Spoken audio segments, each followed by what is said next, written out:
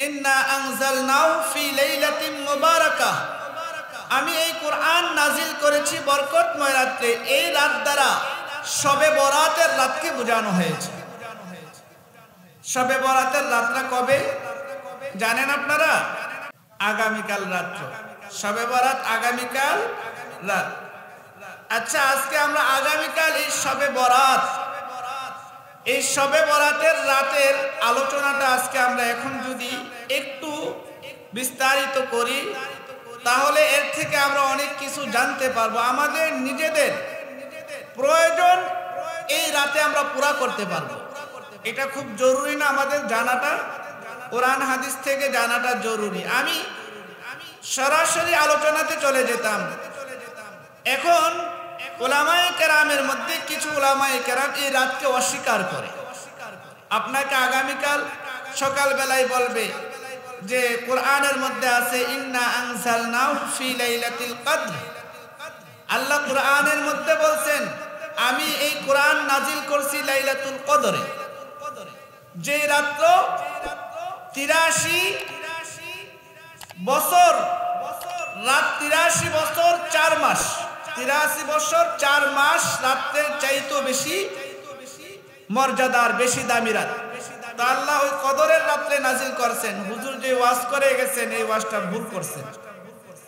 তখন আপনাদের মনের মধ্যে খটকা লাগবে যে কি ওয়াজ করে গেল, এই হুজুর দিন বলতেছে শবে বরাত বলতে কিছু নাই, ঠিক না? এই জন্য আমি আবার আপনাদের কাছে এটার সমাধানটা, কোরআনের আয়াত, এই আয়াতের ব্যাখ্যাটা আমি মুফাসসিরিনে কেরামদের মত অনুযায়ী আপনাদের সামনে উপস্থাপন করতেছি। এই রাত্রটা যে শবে বরাতের রাত আল্লাহ কোরআন নাজিল করেছেন, এই পক্ষে হযরত আব্দুল্লাহ ইবনে আব্বাস রাদিয়াল্লাহু তাআলা আনহু, তার ছাত্র হযরত ইকরামা রাহমাতুল্লাহি আলাইহি, তিনি আব্দুল্লাহ ইবনে আব্বাস রাদিয়াল্লাহুর খাদেম ছিলেন। বলেন খাদেম, এই সম্পর্কে তাফসীর সম্পর্কে খাদেম যেই কথাটা বলবে উস্তাদ সম্পর্কে, এটা বেশি গ্রহণযোগ্য হবে না বাইরের মানুষ বললে গ্রহণযোগ্য হবে? উস্তাদ কথা বলছে, খাদেম কথা বর্ণনা করেছেন, আবার বাইরের মানুষ কথা বর্ণনা করছেন। এই দুই দলের মধ্যে সবচেয়ে কার কথাটা গ্রহণযোগ্য হবে? উস্তাদ কথা বলছে, ছাত্র বর্ণনা করেছেন, খাদেম বর্ণনা করেছেন, যিনি সেবা করতেন। আপনার যিনি সেবা করে 24 ঘন্টা যিনি আপনার সাথে থাকেন, আপনার কি দরকার কি দরকার না আপনার চাহিদা পূর্ণ করেন, সে আপনার সম্পর্কে ভালো জানবে না? আব্দুল্লাহ ইবনে আব্বাস রাদিয়াল্লাহুর খাদেম হযরত ইকরামা রাহমাতুল্লাহ আলাইহি বলেন কোরআনের এই আয়াত ইন্না আনজালনাহু ফি লাইলাতিন মুবারাকাহ, বরকতময় রাত্র বলতে আল্লাহ তাআলা এই শবে বরাতকে বুঝাইছে। কোন রাতকে বুঝাইছে? শবে বরাতকে বোঝানো হয়েছে। এই আয়াতের অর্থ আল্লাহ এই রাত্রকে বরকতময় বলেছেন। হযরত আব্দুল কাদের জিলানী রাহমাতুল্লাহি আলাইহি, নাম তো শুনছেন, বড় পীর হিসাবে আমরা যাকে চিনি এক নামে বড় পীর আব্দুল কাদের জিলানী। আব্দুল কাদের জিলানী রাহমাতুল্লাহি আলাইহি শবে বরাত সম্পর্কে বলেন যে শবে বরাত হলো আমাদের এই দুনিয়ার ঈদ, দিনের মধ্যে হয়। দুনিয়ার ঈদ আমরা দিনে পালন করি, তাই না? ঈদুল ফিতর, ঈদুল আজহা দিনে হয় না রাতে হয়? দিনে হয়। আব্দুল কাদের জিলানী রাহমাতুল্লাহি আলাইহি বলেন শবে বরাত হলো ফেরেশতাদের ঈদ। শবে বরাত ফেরেশতাদের ঈদের রাত্র। দুনিয়ার মানুষের যেমন ঈদ রয়েছে, আসমানের ফেরেশতাদেরও ঈদ রয়েছে। সেই ঈদটা হলো কোন ঈদ? শবে বরাতের রাতের ঈদ। এটা কার কথা? হযরত আব্দুল কাদের জিলানী রাহমাতুল্লাহু আনহু, তিনি বলেন দুনিয়ার মানুষের যেমন ঈদ রয়েছে, আকাশের ফেরেশতাদেরও ঈদ রয়েছে। আকাশের ফেরেশতাদের ঈদ হলো শবে বরাতের রাতের ঈদ। সুবহানাল্লাহ। তাইলে বলেন আগামীকালের রাত্রটা দামি কি দামি না? দামি। শাহ আব্দুল আজিজ মুহাদ্দিসে দেহলভী রাহমাতুল্লাহি আলাইহি তিনি বলেন,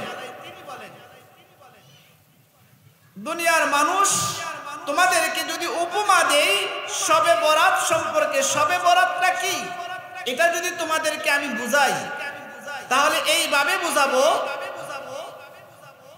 সুবে সাদেক তুলু হওয়ার পর, সুবে সাদেক হওয়ার পর, সুবে সাদেক বুঝেন ফজরের আজানের পর, বলেন তো ফজরের আজানের পর আস্তে আস্তে আলোটা বাড়ে না কমে? বাড়তে থাকে। বাড়তে বাড়তে কোন অবস্থায় যায়? আলোটা বাড়তে বাড়তে এমন অবস্থা হয় মনে হয় সূর্য উঠে গেছে, কিন্তু এখনো সূর্য উঠে নাই। সুবে সাদেকের পর যেমনি ভাবে দুনিয়ার আলো বৃদ্ধি পাইতে থাকে, বাড়তে থাকে, বাড়তে থাকে, এমন একটা পর্যায়ে যায় মনে হয় সূর্যটা এখন উঠেই গেছে, কিন্তু আসলে সূর্যটা উঠে নাই। শাহ আব্দুল আজিজ মুহাদ্দিসে দেহলভী রাহমাতুল্লাহি আলাইহি বলেন, দুনিয়ার মানুষ শুনো, শবে বরাত হলো বরকত আর নূর। নূর আল্লাহ তাআলার কাছ থেকে যেই নূর দুনিয়ার মানুষ পাবে, যেই বারাকাত মানুষ পাবে, এই শবে বরাতে এই নূরটা উদিত হলো, এটা আস্তে আস্তে বাড়তে বাড়তে বাড়তে বাড়তে এমন পর্যায়ে যাবে, যেতে যেতে মনে হবে এই নূর মনে হয় একেবারে পরিপূর্ণ পেয়ে গেছে, সূর্য মনে উঠে গেছে। শাহ আব্দুল আজিজ মুহাদ্দিসে দেহলভী রাহমাতুল্লাহি আলাইহি বলেন, এই শবে বরাত অর্থাৎ নিসফে শাবান থেকে এই নূর বাড়তে থাকে, বাড়তে বাড়তে বাড়তে বাড়তে রমজানের যে ঈদের রমজানের যে চাঁদ, এই রমজানের চাঁদ উঠার মাধ্যমে এটার পরিপূর্ণতা লাভ করে। রমজানের চাঁদ দেখার সাথে সাথে এটা পরিপূর্ণতা লাভ করে। যেমন সুবে সাদিকের পর আলো বাড়তে বাড়তে সূর্য উঠার মাধ্যমে এই আলোর পরিপূর্ণতা পায়, ঠিক শবে বরাতের মধ্যে আল্লাহ তাআলা যে নূর আর বারাকাত দান করেন, এটা বাড়তে বাড়তে রমজানের চাঁদ দেখার সাথে সাথে এটার সমাপ্তি ঘটে। একবারে সূর্য উঠে যায়, তখন আর এই নূরের দরকার নাই, প্রতিটা মুহূর্তেই নূর। সুবহানাল্লাহ। শবে বরাত এমন একটা দামি রাত্র। আজকে আমরা আমাদের কাছে কোন রাত্র? এটা জুমার রাত্র, আগামীকাল শবে বরাতের রাত্র। এই জন্য আপনাদের সামনে এই কথাটা, এই ওয়াজটা একটু করতেছি, কারণ যেহেতু আগামীকাল আমাদের কাছে শবে বরাত উপস্থিত হয়ে যাবে। শবে বরাত সম্পর্কে রাসূলের ভাষ্য, আমাদের নবী, প্রিয় নবী সাল্লাল্লাহু আলাইহি সাল্লামের ভাষ্য, আমাদের নবী সম্পর্কে একটা হাদিস আপনাদের সামনে পেশ করেছিলাম। আল্লাহর রাসূল বলেন, লা ইউমিনু আহাদুকুম হাত্তা আকুনা আহাব্বা ইলাইহি মিন ওয়ালাদিহি ওয়া ওয়ালিদিহি ওয়ান নাসি আজমাইন। দুনিয়ার সমস্ত আমার উম্মত শুনে রাখো, যদি দাবি করো তুমি আমি নবীকে ভালোবাসো, তোমার ভালোবাসার প্রমাণ তোমাকেই দিতে হবে। কিভাবে? তোমার অন্তরে আমার মহাব্বত, আমার ভালোবাসাটা যদি তোমার সন্তানের চাইতে বেশি না থাকে, তোমার পিতা মাতার চাইতে যদি আমার মহাব্বত তোমার অন্তরে বেশি না থাকে, তোমার বন্ধু বান্ধবের স্ত্রী সহ ওয়ান্নাসি আজমাইন, পৃথিবীর সকল মানুষের চাইতে যদি তোমার অন্তরে আমি নবীর মহাব্বত বেশি না থাকে, ততক্ষণ পর্যন্ত তুমি পরিপূর্ণ ঈমানদার হইতে পারবে না। লা ইউমিনু আহাদুকুম হাত্তা আকুনা আহাব্বা ইলাইহি মিন ওয়ালাদিহি ওয়া ওয়ালাদিহি ওয়ান নাসি আজমাইন। নিজের থেকে, নিজের সন্তানের থেকে, পৃথিবীর সমস্ত মানুষের চাইতে যতক্ষণ পর্যন্ত আমি নবীকে বেশি ভালো না বাসবে, ততক্ষণ তুমি পরিপূর্ণ ঈমানদার হইতে পারবে না। নবীর প্রেমিক হওয়ার জন্য এটা শর্ত। আমরা অনেক সময় দুঃখ প্রকাশ করি না, মা রাগ হয়ে যায় সন্তানের উপর, বলছিলাম কাজটা করার জন্য, কাজটা না করে মসজিদে চলে গেছে, নামাজটা কি পড়া যাইতো না? সন্তান চিন্তা করে নামাজের ওয়াক্ত শেষ হয়ে যাবে, এখন যদি মার হুকুম পালন করি নামাজ কাজা হয়ে যাবে। এখন সন্তান মসজিদে চলে গেছে নামাজ আদায় করার জন্য, বা ঘরেই নামাজটা আদায় করলো, মা রাগ হয়ে গেছে, তা কোনো কাজে আসবে? কাজে হবে না। আমার অন্তরে রাসূলের মুহাব্বত থাকবে, আল্লাহর মুহাব্বত থাকবে সবচাইতে বেশি। আল্লাহর হুকুম পালন করতে গিয়া, রাসূলের পথে চলতে গিয়া কে রাগ করলো, কে গুসা করলো, এটা দেখলে আপনি ইমানদার হইতে পারবেন না, তার কাছে প্রিয় হইতে পারবেন। ওই ব্যক্তির কাছে আপনার সুনাম থাকবে, আপনাকে সে মাথায় রাখবে, কিন্তু আল্লাহর রাসূলের কাছে আপনি মুখ দেখাইতে পারবেন না। বলবেন তোমার চাইতে তার মহব্বত বেশি ছিল, যাও তার কাছে যাও। হাসরের ময়দানে আমার সাথে তোমার কোনো পরিচয় নাই। যার সাথে জিন্দেগি কাটাই দিছো, যাকে খুশি করার জন্য সবকিছু করছো, তার কাছ থেকে সবকিছু নাও। আজকে হাসরের ময়দানে সুকান সুকান দূর হয়ে যাও, দূর হয়ে যাও, রাসূল পাঠাই দিবে। তা আল্লাহর রাসূল সাল্লাল্লাহু আলাইহি ওয়াসাল্লাম কি বলেন জানেন? শবে বরাত সম্পর্কে আল্লাহর রাসূল সাল্লাল্লাহু আলাইহি ওয়াসাল্লাম বলেন, আমার উম্মত শুনো, আমার কাছে ভালো লাগে, আমি মহব্বত করি, আমি পছন্দ করি, আমার দিলের আকাঙ্ক্ষা। হাদিসের মধ্যে পড়লাম, এই রাত্রটা কোন রাত্র? শবে বরাতের রাত্রটা। এই শবে বরাতের রাত্র সম্পর্কে আল্লাহর রাসূল বলেন, লাইলাতুম মিন নিসফি শাবান। এই শাবান রাত্র কেমন রাত্র? আইয়াকতুবা কুল্লু মাউলুদিন বানি আদামা ফিহা ফি হাযিহিস সানা। এই শবে বরাতের রাতে আল্লাহ তাআলা লিপিবদ্ধ করবেন, লিখে দিবেন, এই শবে বরাত থেকে আগামী শবে বরাতের আগ পর্যন্ত এই এক বছর দুনিয়ার মধ্যে কতজন বনি আদম দুনিয়াতে জন্মগ্রহণ করবে, দুনিয়াতে কতজন আদম সন্তান জন্ম লাভ করবে, আল্লাহর রাসূল বলেন এটা আল্লাহ তাআলা আজকে এই রাত্রে লিপিবদ্ধ করবে। অফিহা আইয়াকতুবা কুল্লু হালিকিন মিন বানি আদম ফি হাযিহিস সানা। এই রাতে আল্লাহ লিপিবদ্ধ করবেন এই দুনিয়ার জমিন থেকে, এই শবে বরাত থেকে আগামী শবে বরাতের আগ পর্যন্ত, শবে বরাত আসা পর্যন্ত এই এক বছরে কতজন মানুষ দুনিয়া থেকে বিদায় হবে, ইন্তেকাল করবে। ওই যে আল্লাহ কোরআনের মধ্যে বলছেন, অফিহা ইউফরাকু কুল্লু আমরিন হাকিম। আল্লাহ এই রাতে পার্থক্য করবেন। কিসের পার্থক্য? দুনিয়ার মধ্যে কে থাকবে, কে থাকবে না, কে আসবে, কে আসবে না, কার সন্তান হবে, কার সন্তান হবে না, কে দুনিয়া থেকে বিদায় নিবে, কে বিদায় নিবে না, কার রিজিক কত, এটা আল্লাহ তাআলা এই শবে বরাতের মধ্যে ফয়সালা করবে। অতুরফাউ আমালুহুম। আল্লাহর রাসূল বলেন বান্দার আমল এই শবে বরাতে আসমানে উঠানো হবে, আল্লাহর কাছে পেশ করা হবে। এই শবে বরাতে আল্লাহর কাছে বান্দার আমলকে পেশ করা হবে, উঠানো হবে। এক বছর আপনি কি কামাইলেন, আপনার সব কামাইগুলো আল্লাহ তাআলার কাছে পেশ করাইবে, আল্লাহ তাআলার কাছে উঠাইবেন এই শবে বরাতের রাত্র, আগামীকালের রাত্র। অতুরফাউ আমালুহুম। বান্দার আমলনামা আল্লাহর কাছে উঠাইবে শবে বরাতের মধ্যে, এবং বান্দার রিজিক আল্লাহ এই রাত্রে নাজিল করবেন। বান্দার রিজিক আল্লাহ এই রাত্রে নাজিল করবেন। নাসাই শরীফের হাদিস। সিয়াসিত্তার যে কিতাবগুলো আছে, একটা আছে নাসাই, এই নাসাই শরীফের হাদিস আপনাদের সামনে পড়লাম। কয়টা কাজ আল্লাহর রাসূল বললেন?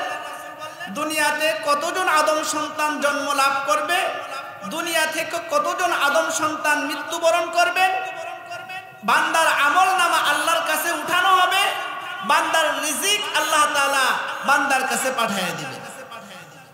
এই চার কাজ আল্লাহ তাআলা আগামীকাল শবে বরাতের মধ্যে ফয়সালা করবে। তো আল্লাহর রাসূল বলেন আমার আকাঙ্ক্ষা কি উম্মত জানো? আমার আকাঙ্ক্ষা হলো আল্লাহ তাআলা যেন আমার আমলগুলোকে এমন অবস্থায় উঠায় যে অবস্থাটায় আমি রোজাদার ছিলাম। সুবহানাল্লাহ। রাসূলের আকাঙ্ক্ষা আমার আমল আল্লাহ তাআলার কাছে যাবে এমন অবস্থায় যে আমি রোজাদার। সুবহানাল্লাহ। আমি রোজা রাখছি, রোজা রাখা অবস্থায় আমার আমল আল্লাহর কাছে গেছে। সূর্যটা ডুবে যাবে, আল্লাহর কাছে আমল উঠানো হবে। তো আল্লাহর রাসূল বলেন আমার মন চায়, আমার আকাঙ্ক্ষা আমি রোজা থাকা অবস্থায় আমার আমল আল্লাহর কাছে পৌঁছবে। আপনাদের জন্য উপকারী হবে, আমার জন্য উপকারী হবে। আমি যেন বলতে পারি, হ্যাঁ আল্লাহ, আমি আমার হক আদায় করেছি। তোমার হাবিব প্রথম দাওয়াত দিয়েছিল কাকে? আল্লাহ রাসূল কাকে দাওয়াত দিয়েছে? রাসূলের চাচা মামা তাদেরকে দাওয়াত দিয়েছে। ঠিক সেই কাজটাই আল্লাহ রাসূলের তরিকায় আপনাদের সামনে করতে চাই। এর বেশি কিছু চাওয়ারও নাই, বলারও নাই। যদি মনে করেন হ্যাঁ এই কথাগুলো গুরুত্বপূর্ণ, ইনশাআল্লাহ আমলে আসবে, না জানলে তো আমল করতে পারবো না। শয়তান বসে আছে আপনাদের পথহারা করার জন্য। তা আল্লাহর রাসূল বলেন কি, আমি চাই আমার আমল নামা আল্লাহর কাছে উঠাইবে, এমন অবস্থায় উঠাবে যেন আমি রোজা রাখছি, রোজা রাখা অবস্থায় আল্লাহর কাছে আমার আমল উঠবে। তা ইনশাআল্লাহ এই রোজার আমলটা এখানে আছে না? আল্লাহ রাসূল বলেন আমি চাই রোজা অবস্থায় আমার আমল আল্লাহর কাছে পৌঁছবে। আচ্ছা, এটা কেন রাসূলের আকাঙ্ক্ষা হইল? আল্লাহর রাসূলের কোনো পাপ আছে? আগের গুনাহ মাফ, পরের গুনাহ মাফ। যেই নবীর গুনাহই নাই, যেই নবীর গুনাহ মাফের কথা আল্লাহ বলছেন, আগের গুনাহ মাফ, পরের গুনাহ মাফ, মানে গুনাহই নাই। গুনাহ করলে না মাফের প্রশ্ন আছে, রাসূল তো গুনাহই করে নাই। গুনাহই নাই যেই রাসূলের, সেই রাসূল বলেন যে আমার আমল নামা এমন ভাবে পৌঁছবে, যে আমল নামাটা পৌঁছবে রোজা অবস্থায়, আমি রোজা রাখছি এমন অবস্থায় পৌঁছবে। এখন আমরা কেন রোজা রাখবো? রোজা রাখা এই ইবাদতটা কেন বলেন তো?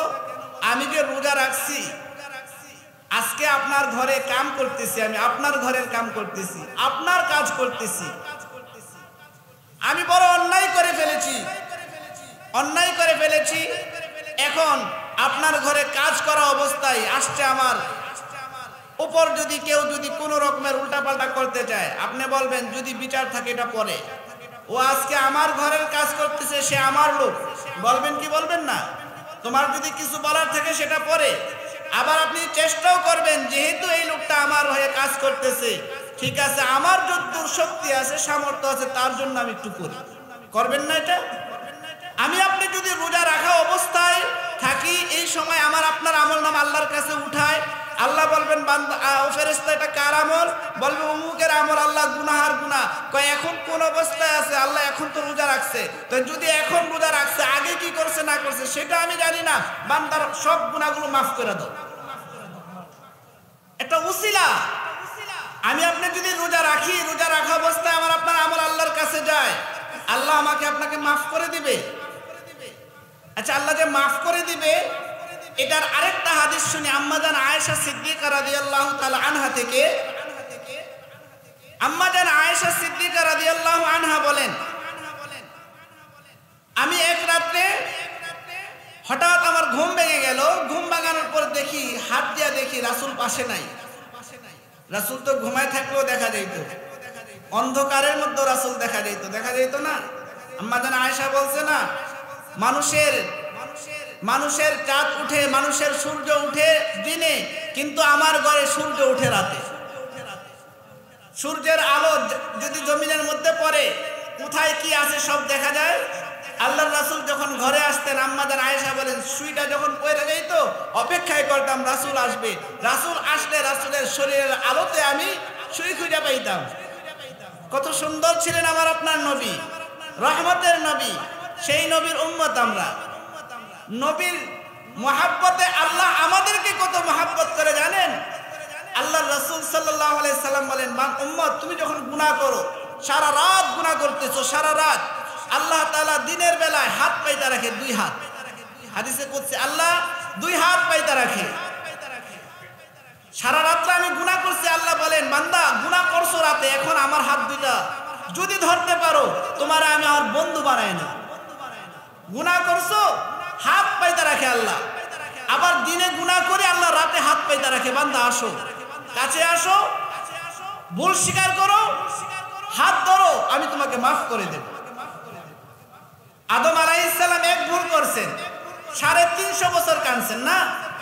আদম আলাইহিস সালাম দুঃখ করে বলেন যে আল্লাহ, প্রথম মানব আমি, মাত্র একটা ভুল, 350 বছর কান্দাইছো, এরপরে কত অনুনয় বিনয় কইরা তোমার শেষ নবীর দোহাই দিয়া মাফ পাইলাম। মুহাম্মদ সাল্লাল্লাহু আলাইহি ওয়াসাল্লামের দোহাই দিয়ে মাফ পেলাম। আর এমন এক উম্মত আসবে যে উম্মত হাজার ভুল করার পরও তোমার কাছে একবার ক্ষমা চাইলে তুমি তারে মাফ করে দিবা। আল্লাহ এটা কেমন না? বলে বান্দা ও আমার আদম, তুমি যে বানাইলাম, তোমারে যে বানাইলাম, তাদেরকে উসিলা করে তো বানাইছি। আজকে জামাই আসবে, মেয়ের আজকে বিবাহ দিবেন, বর আসবে। এখন আমি চিন্তা করি বিচার তো ঠিক হইল না, যে দাওয়াত দিছে মেয়ের বাবার বিচার ঠিক নাই। কেন বিচার ঠিক নাই? বিচার কেমনে ঠিক হইল? আমরা মুরব্বীরা গেলাম, দাড়ি পাকা মুরব্বী, সব বয়স্ক, চেয়ারম্যান মাতাব্বর, গ্রামের বিচার আচার করি। বয়স 16 বছর, 18 বছর বা 20 বছর, এর প্লেটের মধ্যে বড় ছাগলের কি পুরো আস্তা ছাগল দিয়ে রাখছে, আস্তা মুরগি দিয়ে রাখছে, আর আমাদেরকে এই অল্প অল্প দিচ্ছে। বিচার কি হইল এটা? কি বলেন? তখন তো মেয়ের বাবা বলবেই, ভাই আজকে এই বিচার করলে হবে না, আজকে যে তুমিও এই দাওয়াতে আইছো, এর বিবাহকে কেন্দ্র করেই তুমি এখানে আইছো। ওই যদি আজকে বিবাহ না করতো তোমাদেরকেই তো দাওয়াত করতাম না। এখন যদি তার সাথে তুলনা দেয় কেমনে হবে? ঠিক মুহাম্মদ সাল্লাল্লাহু আলাইহি ওয়াসাল্লাম যারে না বানাইলেন আল্লাহ কিছুই বানাইতেন না, যার উম্মত না বানাইলেন আল্লাহ কিছুই বানাইতেন না, তার সাথে যদি আদম আলাইহিস সালাম তুলনা করে কেমনে হবে? কি বলেন, হবে নাকি? আদম আলাইহিস সালাম যদি বলে আল্লাহ 350 বছর কান্দাইছো, মাফ করছো, মাফ পাইছো, এটাই বেশি। এই নবীরে উসিলা কইরেই তোমারে বানাইছি, এই নবীর উম্মতকে কেন্দ্র কইরেই তোমাদের সব দুনিয়াতে আসা। এখন সেই নবীর সাথে তুলনা চলে না। কি বলেন, হবে? তো আল্লাহর রাসূল সাল্লাল্লাহু আলাইহি ওয়াসাল্লাম বলেন যে বান্দা শোনো, উম্মত, আমাদের আয়েশা সিদ্দিকার হাদিসের কথা বলতেছিলাম, তিনি বলেন ঘুম থেকে উঠা দেখি রাসূল পাশে নাই। আমি ঘুম থেকে উঠা বাইরে হইলাম, দরজা খুলে দেখি রাসূল দাঁড়ায়া আল্লাহর কাছে 2 হাত তুইলা মুনাজাত করতেছেন, কাঁদতেছেন। ইয়া রাসূলুল্লাহ, ইয়া হাবিবাল্লাহ, আপনি এখানে? বলে আয়েশা তুমি জানো আজকের এই রাতটা কোন রাত? ইয়া রাসূলুল্লাহ, আল্লাহ এবং তার রাসূল সবচেয়ে ভালো জানে। বলে আজকের রাত হলো নিসফে শাবান, মানে শবে বরাতের রাত। আজকের রাত কি? শবে বরাত।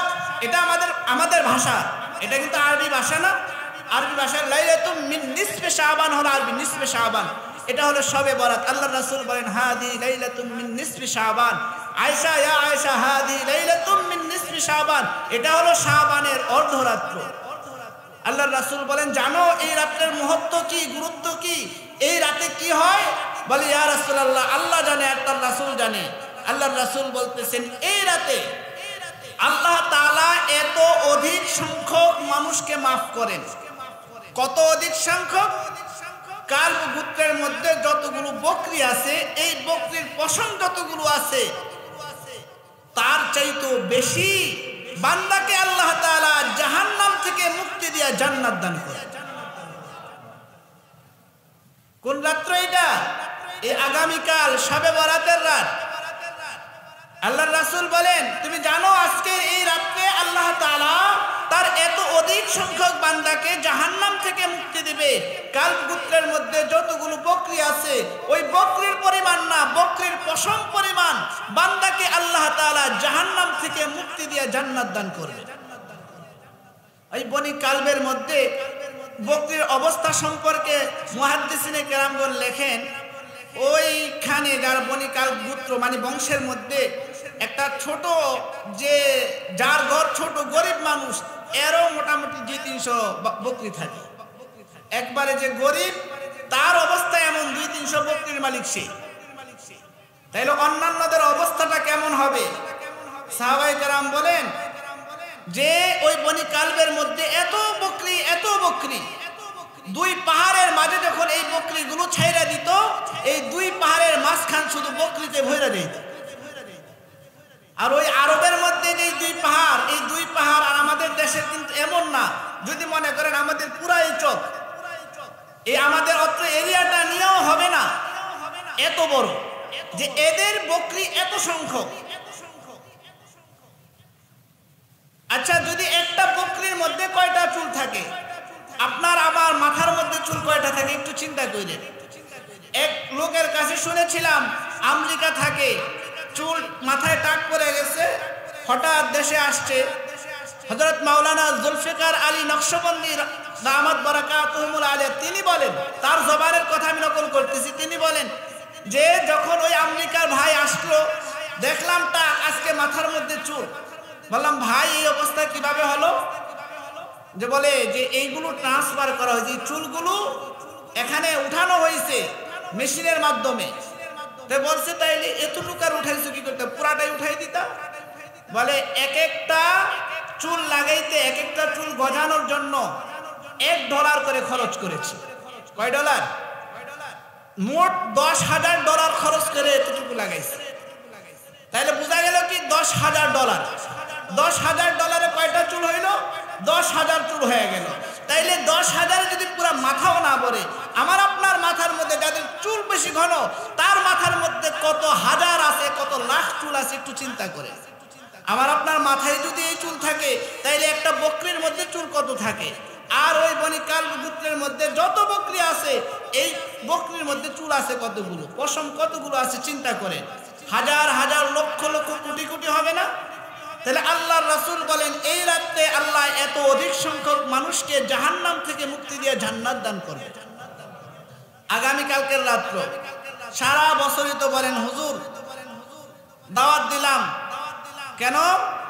বাবার মৃত্যুবার্ষিকী, দাদার মৃত্যুবার্ষিকী, মায়ের মৃত্যুবার্ষিকী, সারা বছর তো মাফ করালি নয়। আল্লাহ তাআলা বলছেন আজকে কালকে আগামী কালকের রাত্রে আল্লাহ বলেন, আল্লাহ রাসূল বলেন শাবানের রাত্রে আল্লাহ মাফ করবেন, অনেক মানুষ, কোটি কোটি মানুষকে মাফ করবেন।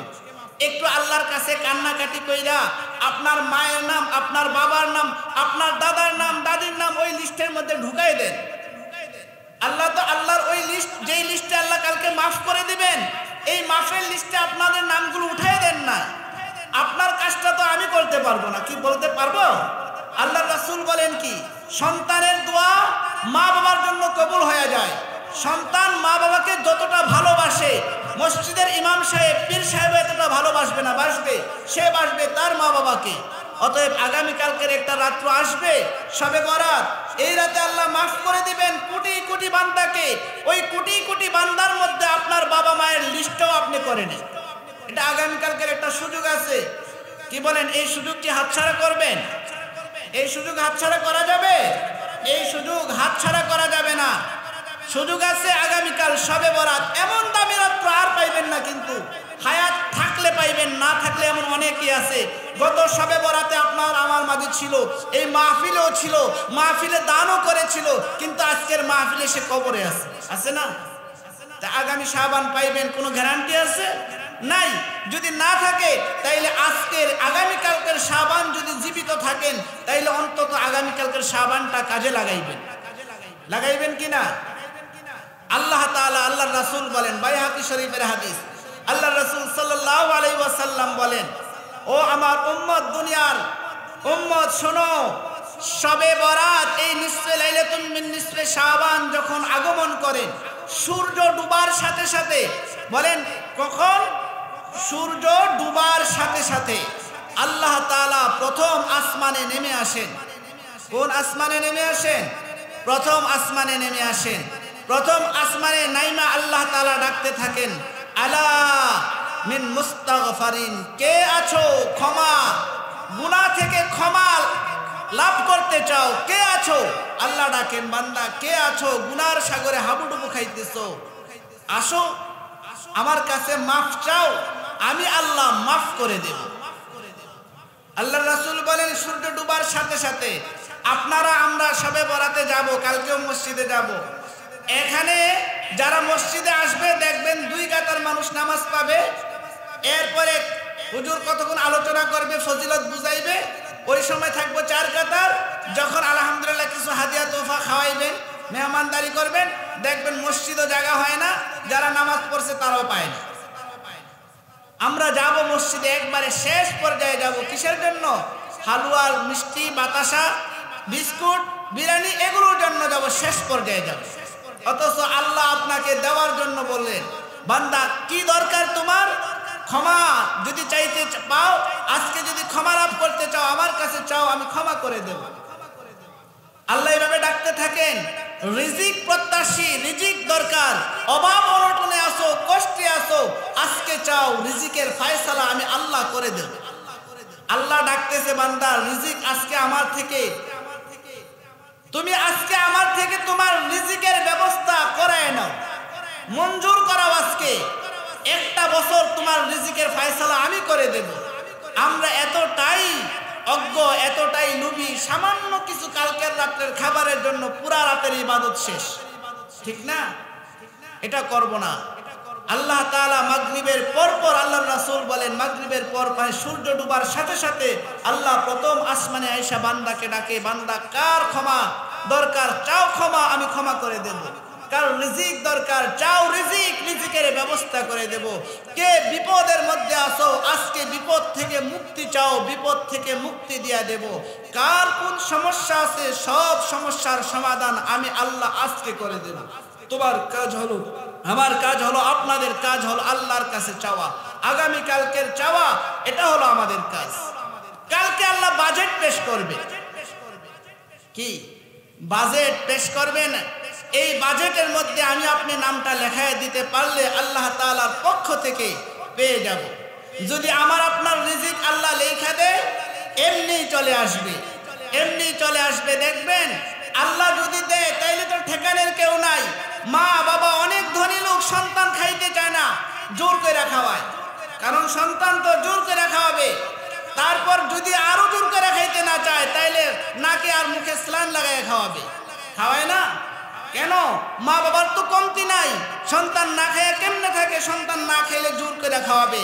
আল্লাহর কাছে কালকে রিজিক চান, আল্লাহকে খুশি করেন, খুশি করে আল্লাহর থেকে মঞ্জুর করান। আপনি না চাইলেও আল্লাহ ঢাইলা দিবে, আপনি না চাইলেও আল্লাহ দিয়া দিবে। আপনি বলবেন দরকার নাই, আল্লাহ বলবেন মঞ্জুর করাই নিছো, কিচ্ছু করার নাই, তোমার ভাগ্যে এটা হয়ে গেছে, এটা আমি তোমাকে দিয়ে দিলাম। মঞ্জুর করাইতে হবে, আগামীকালকে শবে বরাত মঞ্জুর করাইতে হবে। পারবো কি পারবো না? ইনশাআল্লাহ। এখন আমাদের কাজ হবে আল্লাহর কাছে চাওয়া। এরপর আল্লাহর রাসূল বলেন পরের দিন রোজা রাখো। তোমরা যদি শাবান পাও, লাইলাতুল নিসফে শাবান পাও, রাতে দাঁড়ায় আল্লাহর কাছে ইবাদত করো, আর দিনের বেলায় রোজা রাখো। দিনের বেলায় কি রাখবে? রোজা রাখবে। কেন রোজা রাখবো? আল্লাহর রাসূল বলেন শবে বরাতে আল্লাহ তাআলা আমার আপনার আমলটা আল্লাহর কাছে উঠায় নেবে, এই রোজা অবস্থায় যেন আমার আপনার আমলটা উঠে যায়। পারবো না ইনশাআল্লাহ? আচ্ছা, বাকি আরেকটা কথা রয়ে গেল, সেই কথাটার সমাধান আসে নাই। ওই যে ইন্না আনজালনাহু ফি লাইলাতুল কদর, আল্লাহ তো কোরআন নাজিল করছে লাইলাতুল কদরে। এই আয়াতের মধ্যে আল্লাহ বলছেন ইন্না আনজালনাহু ফি লাইলাতিন মুবারাকা, আমি বরকতময় রাতে কোরআন নাজিল করেছি। তো বরকতময় রাত বলতে সূরা কদরের মধ্যে আল্লাহ নিজেই বলছেন লাইলাতুল কদর। তাইলে আমি আগামী কালকে কেন এই শবে বরাতকে কেন কোরআন নাজিল হওয়ার মাস মনে করব?